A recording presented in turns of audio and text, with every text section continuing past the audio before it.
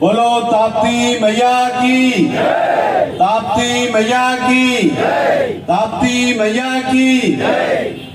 आज सबको, आपको, सारे क्षेत्रवासियों को तीज की और गणेश उत्सव की बहुत बहुत बधाई, बहुत बहुत शुभकामनाएं।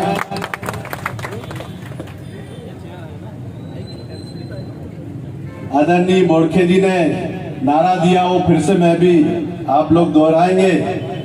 जय जवान, जय जवान, जय जवान। पहले लड़े थे गोरों से, पहले लड़े थे गोरों से, पहले लड़े थे गोरों से। संघर्ष किया है, संघर्ष करेंगे, जुल्म के आगे नहीं झुकेंगे। संघर्ष किया है, संघर्ष करेंगे, संघर्ष किया है, संघर्ष करेंगे। मंच पर विराजमान हमारे क्षेत्र के पूर्व विधायक परम आदरणीय डॉक्टर बोड़खे जी, आदरणीय समीम भाई, हमारी बड़ी बहन श्रीमती राजरानी परियार जी, परम आदरणीय हमारे वरिष्ठ कांग्रेसी नेता आदरणीय धनराज कड़वे जी, हमारे छिंदी से पधारे आदरणीय रघुवंशी जी, साईखेड़ा से पधारे आदरणीय बाबूराव गावड़े जी, हमारे हिवरखेड़ से पधारे जिला कांग्रेस कमेटी के उपाध्यक्ष आदरणीय संतोष साहू जी, हमारे वरिष्ठ नेता सुरेश करोले जी, हमारे नगर पालिका के नवनियुक्त और लगातार 3-4 बार पार्षद रहने वाले हमारे नगर पालिका परिषद के उपाध्यक्ष भाई शिव कुमार महोरे जी, हमारे मोडापार से पधारे दीपक भाई, हमारे जनपद के पूर्व उपाध्यक्ष पट्टन के ताईखेड़ा से पधारे मिश्री धाकड़ जी, हमारे नवनियुक्त पट्टन के वर्तमान के उपाध्यक्ष काजली के भाई देवीराम जी, हमारे जिला पंचायत के पट्टन ब्लॉक के सदस्य कमल लागले जी, हमारे तकी भाई, हमारे मोडापार से पधारे हमारे आदिवासी नेता मन्नू महाजन जी, हमारे ब्लॉक कांग्रेस कमेटी के ग्रामीण के अध्यक्ष भाई जगदीश परियार जी, हमारे पिंटू परियार जी, पट्टन ब्लॉक के अध्यक्ष भाई डॉक्टर विजय देशमुख जी, हमारे वरिष्ठ कांग्रेसी नेता पट्टन से आदरणीय वीरेंद्र पटेल जी, बंधु बारेंगे जी, गुड्डू मानकर जी, और बिरुल के सरपंच जीवन भाई, हमारे सफीउल्लाह जी, बाबा ठाकरे जी, हमारे सभी नवनिर्वाचित मुल्ताई शहर के पार्षदगण, आसपास से पधारे पूरे ग्रामीण अंचल से और शहर के हमारे पिता तुल्य बुजुर्गों, युवा साथियों, सम्मानित किसान भाइयों, मेरी माताएं बहनें, आगंतुक अतिथियों, नन्हे मुन्ने प्यारे प्यारे बच्चों और व्यापारी साथियों,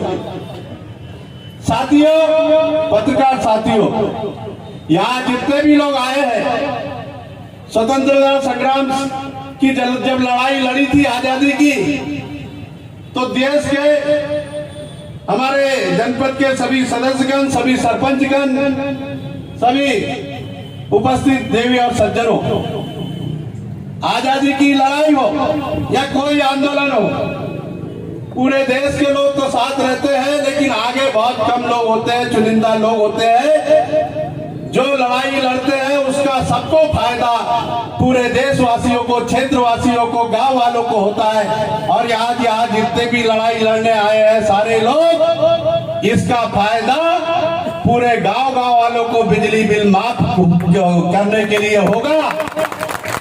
अतिवृष्टि से जो फसलें चौपट हुई है,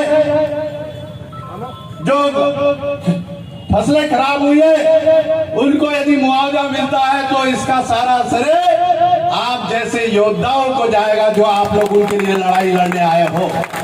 तो इसलिए मैं यहाँ उपस्थित जितने लोग हैं जिनके कारण बिजली बिल माफ होगा, जिनके कारण अतिवृष्टि से मुआवजा मिलेगा, इन सारे लोगों को नमन करता हूँ, आप सबको प्रणाम करता हूँ कि आप लोग सबको फायदा देने के लिए अपना कीमती समय लेके यहाँ आए और मेरे से कंधे से कंधा मिलाकर अपने पूरी क्षेत्र की जनता जनार्दन का भला करने आए हो आप लोग। इसलिए आप सबको बहुत बहुत बधाई और साधुवाद देता हूँ। साथियों, बिजली का बिल हमारे पूर्व मुख्यमंत्री कमलनाथ जी ने, चाहे वो किसी भी जाति धर्म के लोगों का हो, चाहे राजपूत हो, चाहे ब्राह्मण हो, चाहे हमारा जैन हो, चाहे अग्रवाल हो, चाहे पिछड़े वर्ग का व्यक्ति हो, चाहे पत्रकार हो, कोई आरक्षण नहीं रखा था। 100 यूनिट 100 रुपए 100 यूनिट के हिसाब से यदि कोई भी व्यक्ति बिजली का खपत करेगा उसको 100 रुपए 100 यूनिट के हिसाब से बिजली का बिल कमलनाथ जी ने देने का काम किया था। पूरे हिंदुस्तान में सबसे सस्ता बिजली का बिल आपको आना शुरू हो गया था। और जो खेती किसानी का बिल था वो आधा करके कमलनाथ जी ने दिया था। क्योंकि इसलिए दिया था क्योंकि हमारे किसानों की हालत बहुत बुरी हो चुकी थी। कभी एक फसल आती है तो दूसरी फसल नहीं आती है, कभी अतिवृष्टि हो जाती, कभी ओला गिर जाता, कभी पाला गिर जाता, कभी सूखा पड़ जाता, कभी बीमारी लग जाती, कभी गेरुआ लग जाता है। तो इसके कारण एक हमारी किस्मत में एक ही फसल आ पाती है, दूसरी फसल नहीं आ पाती है और हमारा किसान ले दे के बराबर हो जाता है। और इसलिए कमलनाथ जी ने सोचा था कि हमारा गांव का व्यक्ति बिजली का बिल नहीं भर पाता, शहर का गरीब व्यक्ति बिजली का बिल नहीं भर पाता है, वो अपने बच्चों की पढ़ाई लिखाई में फीस नहीं जमा कर पाता है, अपनी बेटी का ब्याह नहीं कर पाता है, अड़े बुढ़े में जो साल भरे में काम आते हैं वो कर्जा लेके कर्जे में अपनी जिंदगी जी के अपना पूरा जीवन बिता देता है। तो इसलिए बिजली का बिल भी 100 रुपए 100 यूनिट किया था कमलनाथ जी ने और हमारे किसानों का कर्जा भी माफ किया था कमलनाथ जी ने। साथियों, इतना बड़ा दर्द उस इंसान के दिल में था तुम्हारे प्रति कि उसने तुम्हारी व्यथा और परेशानी को समझा था और इसलिए सबसे पहले खजाना खोला था मुख्यमंत्री बनने के बाद। तो हमारे गांव वालों के लिए खोला था, किसानों के लिए खोला था सरकारी खजाना। साथियों, उसमें 1 साल की सरकार में पहले चरण में 50,000 वालों का कर्जा कमलनाथ जी ने माफ किया, चालू खाते वालों का, और जो डिफॉल्टर खाता था उनका 2 लाख रुपए तक का कमलनाथ जी ने कर्जा माफ किया। साथियों, आप लोग गवाह हो। और दूसरे चरण में 1 लाख रुपए तक का चालू खाते वालों का कमलनाथ जी ने कर्जा माफ किया। और जैसे ही तीसरा चरण शुरू होने वाला था, 2 लाख रुपए तक का कर्जा माफ होने वाला था, वैसे ही इन बेईमानों ने अगर सबसे ज्यादा नुकसान अगर किसी का किया सरकार गिरा के, तो हमारे किसान भाइयों का किया कि कर्जा माफी की योजना रुक गई। कर्जा माफी की अगर सरकार रहती तो 2 लाख रुपए तक का कर्जा माफ हो चुका होता। लेकिन इन बेईमानों को तो सत्ता का खून लगा था, बिना सत्ता के रह नहीं सकते थे। तो जो आपने सरकार वोटों के दम पे बनाई थी वो शिवराज सिंह ने नोटों के दम पे खरीद ली और हमारा कर्जा माफी का पैसा उन बेईमानों को दे दिया और हमारे किसानों का कर्जा माफ नहीं हुआ। अरे यही शिवराज सिंह बोलता था कि यदि बिजली का कनेक्शन तुम्हारा कोई काटने आए तो बिजली का कनेक्शन तुम्हारा काटने नहीं दूंगा, शिवराज सिंह खुद आएगा, ये आपने पढ़ा होगा। और ये बोला था कि अगर माल तुम्हारा मट्टी के मोल नहीं, मैं खेत की मिट्टी में सोने के भाव 3000 रुपए क्विंटल बिकवा दूंगा। मुझे तो याद नहीं है, तुम लोगों को याद है, ये बात याद रखते रहना हमेशा। अरे भैया, अब तो बिजली का बिल कटवाने की बात करता है शिवराज सिंह। ये अरे तूने तो वो भी पलटी मार दी कि तुमने तो वो भी पलटी मार दी कि जो कमलनाथ जी ने 100 रुपए 100 यूनिट बिजली का बिल देना शुरू किया था, आज 100 रुपए तो छोड़ो, 1500, 2000, 3000, 4000, 5000 इन पूरे क्षेत्रवासियों पर बिल आपने झूठा और मनगढ़ंत बिल हमारे लोगों पे थोक दिया। साथियों, केवल कंप्यूटर में हेरा फेरी करके, अरे बेईमानो, तुमने आज जब कंप्यूटर में तुमने हेरा फेरी करके बिल हमारे लोगों पे थोप दिया है, हमारा गांव का आदमी या शहर का आदमी इस क्षेत्र का बोला वाला है, ईमानदार है, स्वाभिमान है, तुम्हारे रहमो करम पे जीने वाला नहीं है सरकार के। हम तो ईमानदारी से बिल चुकाते, जितना बिल आता है, लेकिन तुमने बेईमानों ने हमारे ऊपर फर्जी बिल थोप दिया है। इसका विरोध हम करने आए हैं। साथियों, आज ग्वालियर, मुरैना, भिंड में जाओ, वहां बिजली बिलों की वसूली नहीं होती है, क्योंकि वहां का नागरिक जागरूक है, उनको मुंह तोड़ जवाब देता है। हम ईमानदारी से यहाँ बिल चुकाते हैं तो हमारे ऊपर चौगुना बिजली का बिल थोप दिया जाता है।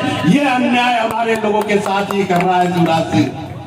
साथियों, 25,000 लोगों को बिजली का बिल आज इन्होंने बढ़ा चढ़ाकर 25 गुना बढ़ाकर दे दिया हमारे लोगों पर।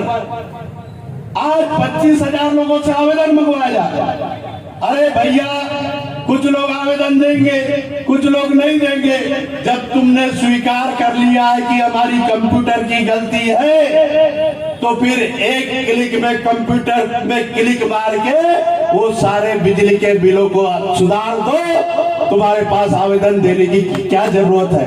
और कितने लोग, जब तुमने गलती स्वीकार की है तो उस गलती को सुधारने का भी काम तुम्हारा है, न कि हमारे को आवेदन और बिल देने का काम हमारा है। कितने लोग बिजली का बिल देंगे बिजली ऑफिस में, जो नहीं देंगे बेचारे उनके साथ तो बेईमानी होगी, और जो देंगे उनका निराकरण होगा। तो इतना बड़ा अन्याय, ये केवल लूट खसोटने का काम शिवराज सिंह और बीजेपी की सरकार हमारे मेहनत कश लोगों से करने जा रही है। इसका बदला आपको लेना चाहिए। साथियों, मैं तो आपके लिए लड़ाई लड़ने के लिए तैयार हूं, लेकिन आपको भी तो लड़ना पड़ेगा। हर समय सड़क पर आकर आप लोगों के हक और अधिकार की लड़ाई लड़ने का काम करता था। आज ये बिजली के बिल की बात हो, अतिवृष्टि से पूरी फसलें चौपट हो गई, मक्का बैठ गई, सोयाबीन पूरी बर्बाद हो गई, हमारा गोभी की फसलें पूरी, सब्जी भाजी पूरी चौपट हो गई है। ये भी साल हमारा पूरा काला का काला चला गया है। हम लोग कैसे अपना घर द्वार चलाएंगे, कैसा साल चलाएंगे, कैसा हम अपने बेटी और बेटे की शादी ब्याह करेंगे, कैसे हमारे बाल बच्चों को पढ़ाएंगे, और ऊपर से ये बिजली के बिलों की सरकार की मार। साथियों, आज इन लोगों का, इस राजस्व विभाग, सरकारी बीजेपी की सरकार का ये दायित्व बनता है, यदि मुआवजा देना हो तो आज किसानों की गिरदावरी हो जाना चाहिए थी, फसलों की गिरदावरी हो जाना चाहिए थी। पटवारी और राजस्व हम लेने समय पे गिरदावरी करेंगे, तभी तो उसका मुआवजा बनेगा, तभी तो उसकी फसल बीमा की राशि बनेगी। लेकिन ये गूंगी बेरी सरकार का निकम्मा महकमा ये निष्ठुर हो चुका है। ये पूरा का पूरे तरीके से निष्ठुर हो चुका है। इसको कोई लाज शर्म नहीं बची है। इनको तो केवल पद पाने की लालसा बची है, सत्ता की लालसा बची है। हमारा किसान मरे, परेशान रहे, तबाह हो जाए, आत्महत्या करे, इनको कोई बेशर्मों को शर्म नहीं है। आज कई बेरोजगार लड़के बैंक से धंधे के लिए लोन लेते हैं, एजुकेशन लोन लेते हैं, उनको नौकरी नहीं लग रही है। आज हमारा बेरोजगार लड़का बिजनेस के लिए लोन लेता है, व्यापार के लिए लोन लेता है, बिजनेस व्यापार पूरा ठप हो गया है। जीएसटी की मार उस पर पड़ रही है और वो हर महीने बैंक की किस्त भी नहीं चुका पाता है और इसलिए वो फांसी के फंदे पर लटक जाता है, अपने बाल बच्चों को भी लटका देता है, पूरे परिवार को लटका देता है, सुसाइड कर लेता है। आप हर दिन पेपरों में प्रतिदिन पढ़ रहे होंगे कि कितने लोग बैंक का कर्जा नहीं चुकाने के कारण, बैंक की किस्तें नहीं चुकाने के कारण आत्महत्या कर रहे हैं। साथियों, इससे बड़ा पाप इससे शिवराज सिंह की सरकार पर नहीं लग सकता। साथियों, ये इतने बड़े पापी लोग यहाँ बैठ चुके हैं।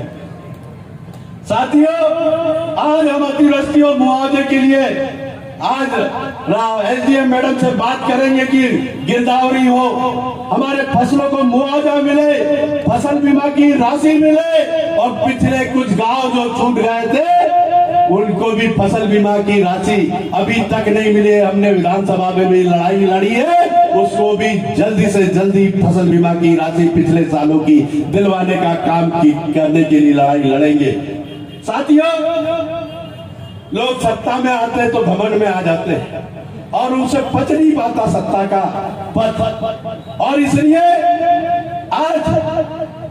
आज हमारे मुल्ताई में हमारी राजपूत समाज की एक महिला खाटू श्याम जी की अनन्य भक्त, जो कि खाटू श्याम जी की एक महिला मंडल की सदस्य है, जिनके ऊपर हमें गर्व है कि वो एक धार्मिक महिला जिसे खाटू श्याम जी का आशीर्वाद मिला, मां ताप्ती का आशीर्वाद मिला और वो मुल्ताई नगर पालिका की प्रथम नगर पालिका की अध्यक्ष बनी। तो भैया पच नहीं रहा। अरे जिसके ऊपर श्री कृष्ण भगवान का आशीर्वाद हो, खाटू श्याम जी का आशीर्वाद हो, मां ताप्ती का आशीर्वाद हो, वो उसको कोई माई का लाल नहीं रोक सकता है और वो मुल्ताई की प्रथम महिला नगर पालिका अध्यक्ष बनी है। साथियों, बेईमानी तो तुमने करना सिखाया है। पहले हमारे विधायकों की खरीद फरोख्त की 50-50 करोड़ में मध्य प्रदेश की सरकार गिराई, फिर ऊपर से ही बेईमानी नीचे तक आ गई है। बेईमानी आई भोपाल से और धीरे धीरे मुल्ताई और पट्टन तक आ गई। अरे जनपद में तुमने हमारे साथ बेईमानी की है, पट्टन में, अगर उसका बदला अगर मुल्ताई में लिया तो कौन सा गुनाह किया? तब तो बड़े इतरा रहे थे, बड़े नाच रहे थे, गुलाल खेल रहे थे।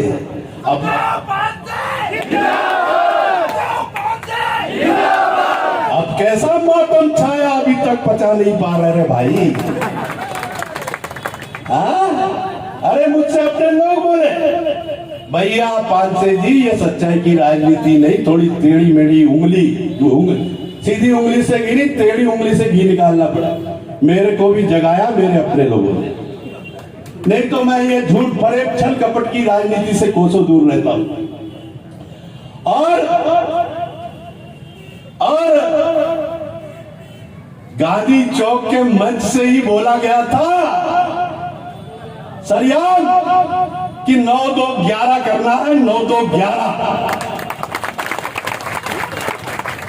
और हमारे व्यापारियों को तो भला बुरा कुछ भी बोल दिया, बोले पुड़िया चलती है, बोले मुल्ताई से।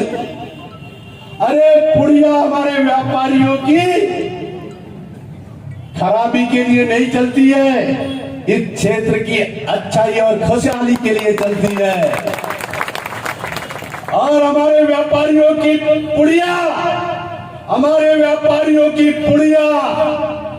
किसी का दर्द दूर करने के लिए दी जाती है, वो पुड़िया दवाई में। और हमारे व्यापारियों की पुड़िया इस क्षेत्र में ईमानदारी और सच्चाई की राजनीति लाने के लिए की जाती है। हमारे व्यापारियों की पुड़िया बेईमानों के लिए नहीं की, बेईमानों के लिए हमारे व्यापारियों की पुड़िया इस क्षेत्र में अमन चैन और शांति के लिए दी जाती है, न कि किसी के गला घोटने के लिए दी जाती है। और इसलिए मैं व्यापारियों का सम्मान करता हूं कि आप लोग सच्चाई का साथ देते हैं, ईमानदारी का साथ देते हैं। मैं आपको सत सत प्रणाम करता हूं मुल्ताई के समस्त व्यापारियों। साथियों, आज अरे मैंने कौन सा गुनाह किया भैया? कमलनाथ जी ने 14% आरक्षण पिछड़े वर्ग को दिया था, अर्जुन सिंह जी ने।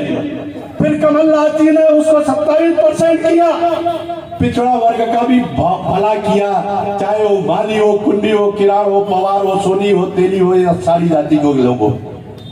और फिर यदि क्या सामान्य वर्ग वाले हमारे भाई नहीं है क्या मुल्ताई में रहने वाले और इस क्षेत्र में रहने वाले, क्या हमारे जैन हो, अग्रवाल हो, ब्राह्मण हो, राजपूत हो, ठाकुर हो, क्या इनको जीने का अधिकार नहीं है क्या? अरे हम सब मिल बांट के, हम सब एक दूसरे के सुख दुख में काम आने वाले लोग हैं, चाहे पिछड़े वर्ग के लोग हो, चाहे सामान्य वर्ग के लोग हो। और जब पिछड़े वर्ग को आरक्षण मिला है तो सामान्य वर्ग को आरक्षण 10% मिला है, तो कौन सा गुनाह हुआ भैया? अगर उस महिला ने महारानी लक्ष्मीबाई बनके और मर्दानगी से काम किया है, और जो भारतीय जनता पार्टी ने सामान्य वर्ग की उपेक्षा की है, और जहां आरक्षण यहां पर मुल्ताई में सामान्य वर्ग को दिया गया था, सरकार ने शासन दे, तो फिर इस सामान्य वर्ग की उपेक्षा करके आप उसको अध्यक्ष नहीं बनाना चाहते थे, तो हमने न्याय किया कांग्रेस पार्टी ने कि उस सामान्य वर्ग के महिला को हमने कांग्रेस पार्टी ने खुलेआम समर्थन किया, खुलेआम समर्थन किया। सामान्य वर्ग के का हित भी हम कांग्रेस पार्टी के लोग रखेंगे, चाहे वो जैन हो, चाहे अग्रवाल हो, चाहे वो राजपूत हो, चाहे वो किसी भी धर्म और समाज का लोग हो। हम जोड़ने की बात करते हैं, तोड़ने की बात नहीं करते साथियों। और इसलिए अगर उसने किया है अपने हक और अधिकार के लिए सामान्य वर्ग के रूप में यदि बगावत भी की है, तो उसका मैं सम्मान करता हूं, मर्दानगी का उसमें लगा। और हमने भी कुछ गलत नहीं किया। हमने तो जो तुमने बोला था 9 2 11, उसका जवाब हमने 6 और 9 में दिया साथियों। सत्य परेशान रहता, हारता नहीं है, घबराने की कोई जरूरत नहीं है। ईश्वर के यहाँ बहुत बड़ा छन्ना है, वो सब बारीकी से देखता है। अपन सोचे कि हम बेईमानी कर ले और भगवान नहीं देखे, ये नीचे हो सकता है, लेकिन भगवान के यहाँ तो सब दिखता है साथियों, उससे कोई छुप नहीं सकता। तो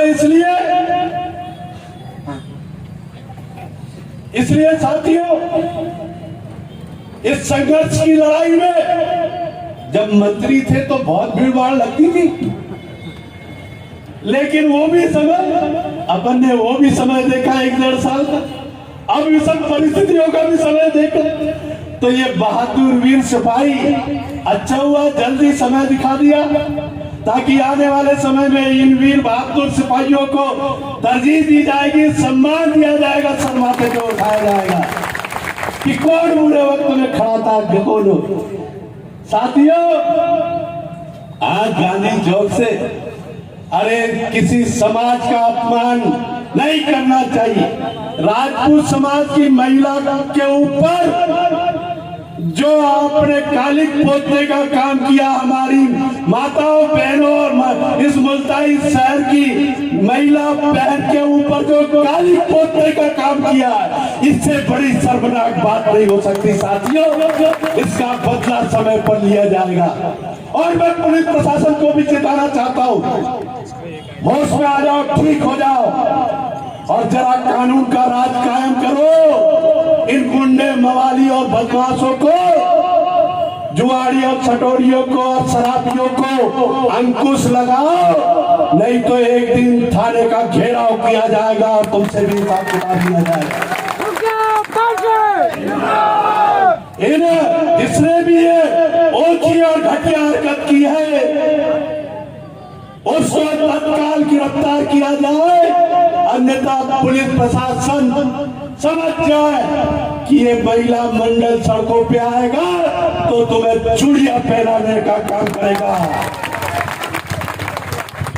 और इसलिए साथियों, इस घिनौनी और कायरना हरकत की हम निंदा करते हैं और महिला बहनों को डरने की आवश्यकता नहीं है। तुम्हारा भाई सुखदेव पांसे तुम्हारे सम्मान में आंच नहीं आने देगा, मरेगा मिटेगा लड़ भिड़ेगा, लेकिन मेरी माताओं बहनों पे आंच नहीं आने दूंगा। साथियों, ये मैं आज इस ताप्ती के आंचल में बोल के जा रहा हूं।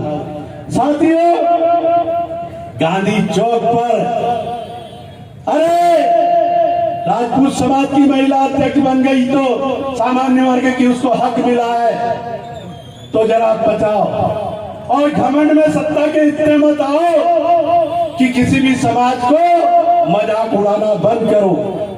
गांधी चौक के मंच से कुणबी समाज का जो मजाक उड़ाया है उसकी भी मैं घोर निंदा करता हूं और बता देना चाहता हूं कि कुणबी समाज का ऐसा मजाक उड़ाना बंद करो, नहीं तो आने वाले दिनों में औंधे मुंह गिरोगे। साथियों, ऐसा मजाक किसी समाज का उड़ाना बंद करो।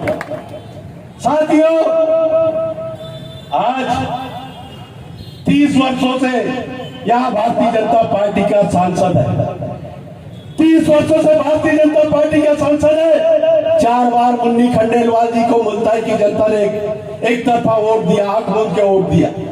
क्या सिला दिया भैया? कोई आके नहीं देखा, झाके नहीं देखा, किसी को पंगत में नहीं बैठे, संगत में नहीं बैठे और हमारी भोली भाली जनता ने 4 बार मुन्नी भैया को जिताया।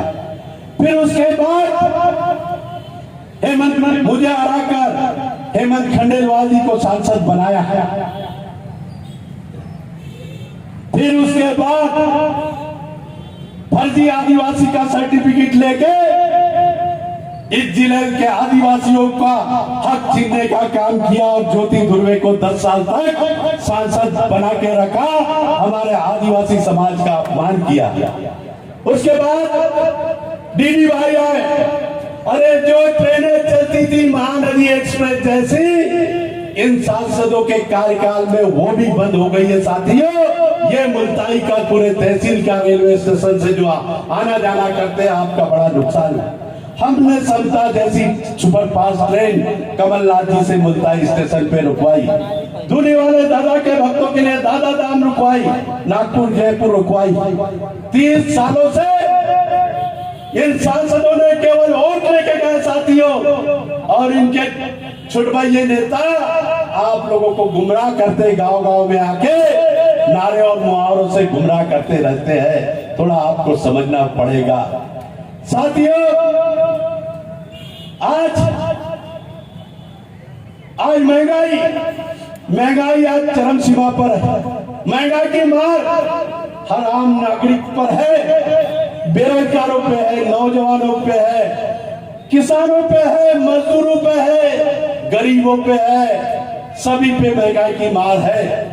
आज पेट्रोल महंगा है, डीजल महंगा है, खाने का तेल महंगा है, रसोई गैस महंगी है, लोहा महंगा है, सीमेंट महंगा है, हर चीज के दाम आसमान छू रहे हैं। हमारे घर का बजट बिगड़ गया है, लेकिन फिर भी हम बोल नहीं रहे।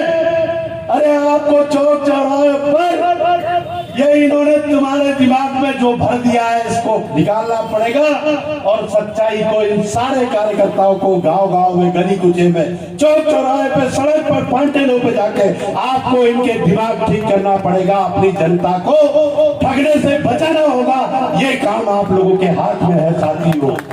तभी जो इन लोगों ने गलत दुष्प्रचार तंत्र से सारे लोगों को गुमराह करके रखा है, ये हमारा सबका दायित्व है, ये हम सबका फर्ज है।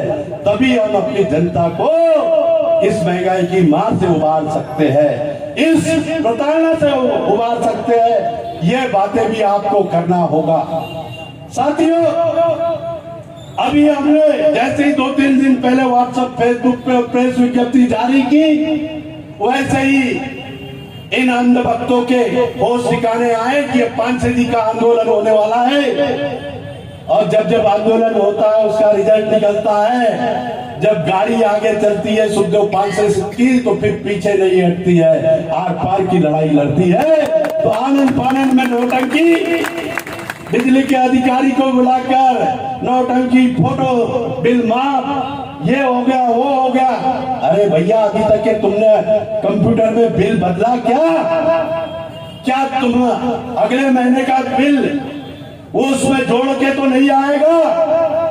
और तुमने यदि बिल माफ किया है तो कंप्यूटर की गलती तब तुमने स्वीकार की है, तो एक बटन में वो कंप्यूटर की बटन दबाओ, 25,000 हमारे पूरे जो बिल बढ़े किसानों के, वो अपने आप खत्म हो जाएंगे और हमारे को नया बिजली का बिल मिल जाएगा। ये होती है ईमानदारी की राजनीति।